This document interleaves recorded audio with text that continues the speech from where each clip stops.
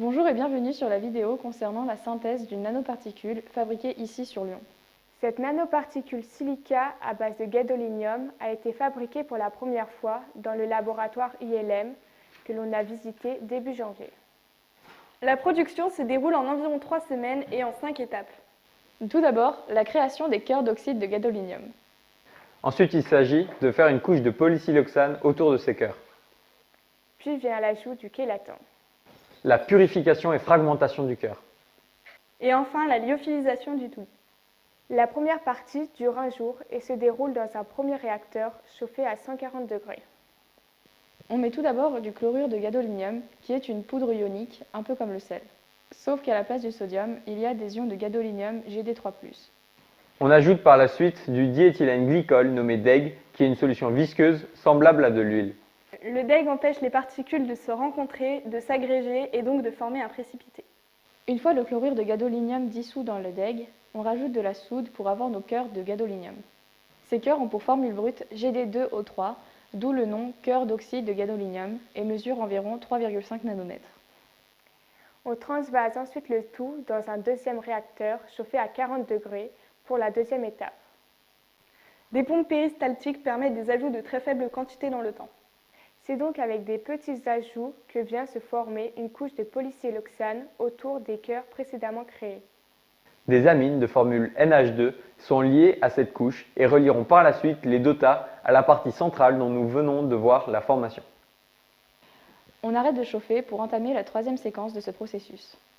On ajoute le DOTA sous forme de poudre qui est un chélaton de l'ion Gd3+, c'est-à-dire un composé qui permet de complexer les ions. Le DOTA, une fois rattaché à un amine, devient du DOTAGA. Cette molécule est très intéressante pour la nanoparticule car elle rend le tout hydrophile, c'est-à-dire confortable dans l'eau.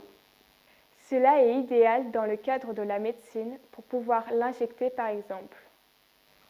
Au bout de 3 jours environ, la solution devient limpide et c'est que la réaction a bien eu lieu. La dernière manipulation dans ce deuxième réacteur consiste à déverser de l'acétone qui précipite les nanomolécules à base de gadolinium. Cependant, le tout est encore trop visqueux et trop toxique pour qu'il soit intégré à l'intérieur d'un être vivant. Vient alors la purification. On met notre solution précipitée dans de l'eau avec des pompes péristaltiques encore une fois.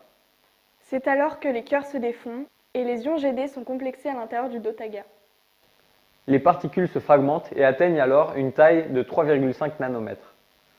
Cela dépend en réalité du nombre de DOTAGA par gadolinium, mais 3,5 nanomètres est l'optimal qui a été trouvé pour cette nanoparticule. Après 3 jours de filtration continue, une série de tests est effectuée pour vérifier la pureté des particules ultrafines obtenues. Nous avons eu la chance de voir certains de ces appareils et tests pendant la visite. Pour la finalisation, on lyophilise les ions purifiés afin d'obtenir une poudre de nanoparticules.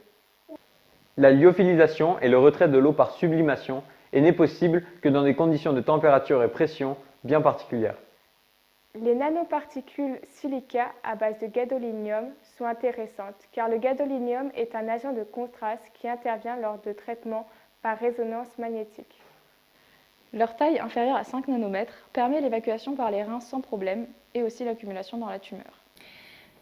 Donc Lucas et moi aujourd'hui on va aller à un laboratoire qui s'appelle NHTR-AX qui travaille sur un nanomédicament AX qui lutte contre le cancer et il vient en complément de la radiothérapie.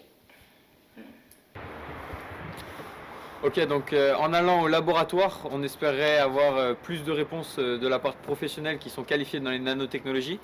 Et on a préparé certaines questions à partir de leur site internet par exemple. Donc la première c'est par exemple, on va leur demander leur pensée sur l'espace que vont prendre les nanotechnologies dans le quotidien des personnes et des citoyens. Donc avec cette question par exemple on pourra avoir plus de contexte qui nous permettrait d'avoir une idée économiquement comment est-ce que ça va impacter le marché, les nanotechnologies, et vraiment comment est-ce que ça pourrait jouer à l'avenir, pas seulement dans la médecine. Donc ça pourrait nous servir par exemple dans la partie d'ouverture. Aussi on a une autre question qui est un peu plus spécifique à notre première partie, donc sur le cancer, qui concerne vraiment la médecine et leur recherche, leur domaine de recherche. Et on va leur demander quelque chose dans les lignes de est-ce que vous pensez qu'il y a d'autres méthodes plus efficaces pour soigner le cancer que la photothermie, donc, qui est la méthode qu'ils utilisent à partir des nanotechnologies? Donc on s'attend à une réponse où ils vont nous parler des autres méthodes dans les nanotechnologies qu'on aura développées dans notre partie du cancer, et ils vont aussi nous parler de chimiothérapie et d'autres traitements, par exemple par injection, qui sont actuellement utilisés pour guérir le cancer.